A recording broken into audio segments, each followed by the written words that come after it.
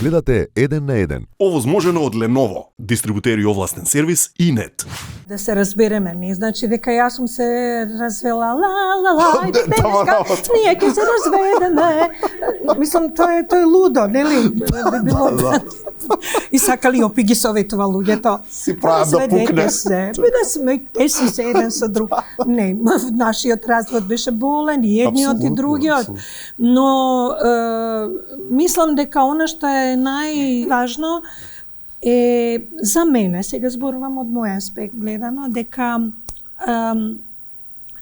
човек кој што се заљубил, решил да живее со некого заедно, значи дели со некого нешто, верува во нешто негово.